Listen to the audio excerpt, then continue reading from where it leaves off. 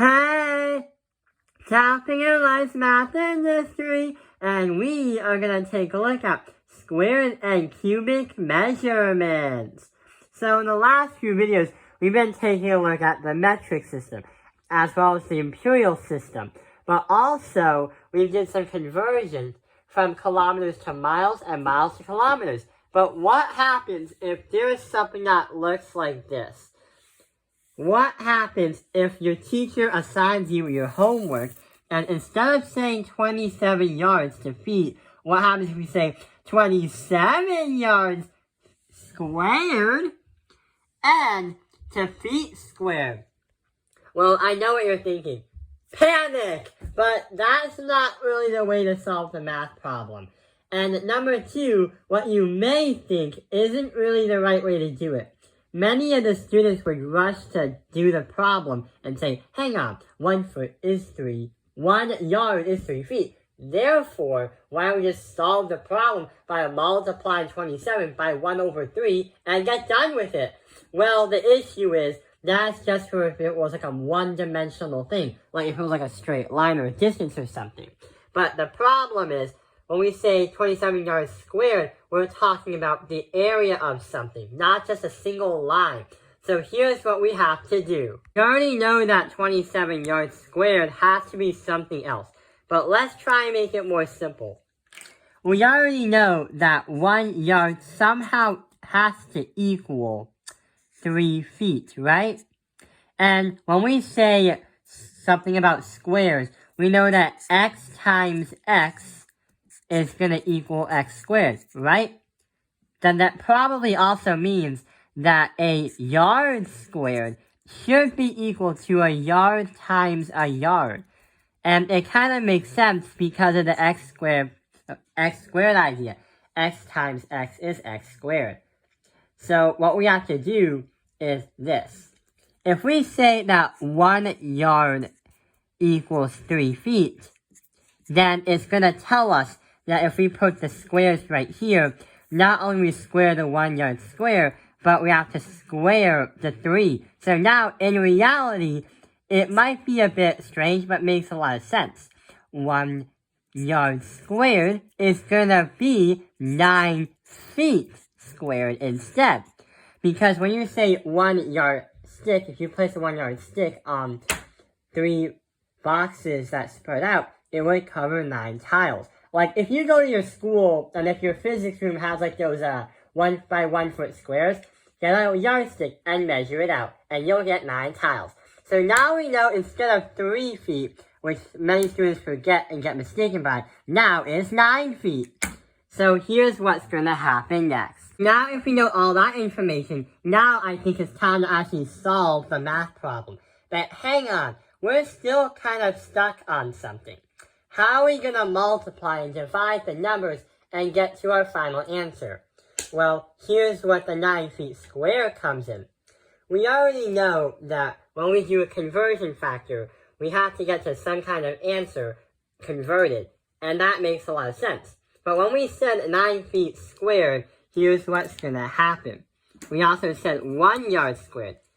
Therefore, we're going to say 27 yards times yards and see what happens.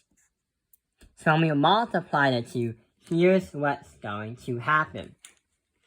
So assuming we make a box, it's called the fencing strategy, and put a line right in the middle and another line right here. Yes, it is dull, but it kind of makes a lot of sense. We have to multiply by 3 feet, because 3 feet is going to be part of that 9, and that is going to be divided by 1 yard. Therefore, when we solve the problem out, both of the yards are going to cancel out.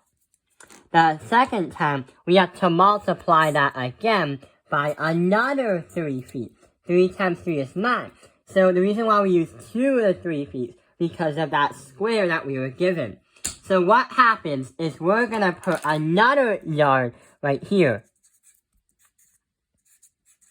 So when we cancel out the red with the red and the blue and the blue, we are going to do this times that, divide by that, divide by that. And when you use your calculator and get to your final answer, you should have an answer that is close to 126.9 feet squared. So that is what's going to happen when you play around with squares. But also, when we do that, we have to multiply by some kind of tool by itself how many times your exponent is. So now we know what a square is. But what about a cubic measurement?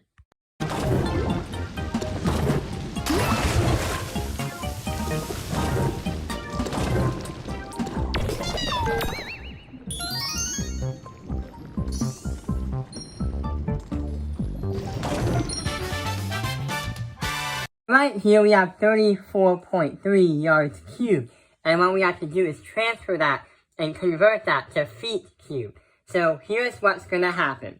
We are going to create that table again to help us solve the problem out. And the first thing that should come to mind is when we say feet cubed, we have to multiply by something 3 times. So we already know that when we say 34.3, that is going to be a yard times a yard times a yard. So we have to multiply by the yards 3 times because we have an exponent of 3. So after that, here's what's going to happen. We're going to do 3 feet and 3 feet and 3 feet when we multiply them. But then we have to divide by 1 yard, 1 yard, and our final 1 yard. So that green cancels out with the green, the red cancels out with the red, and the blue cancels out with the blue. And remember, these are going to go to the top of the worksheet. When you multiply this by that, by that, by that, divide by that, divide by that, divide by that, you are going to get your final answer as 926.1 cubic feet. So that is how we play around with squares and cubic measurements in conversions. Thank you for watching Top Finger Lines Math Industry. I hope this video has helped you. Like and subscribe.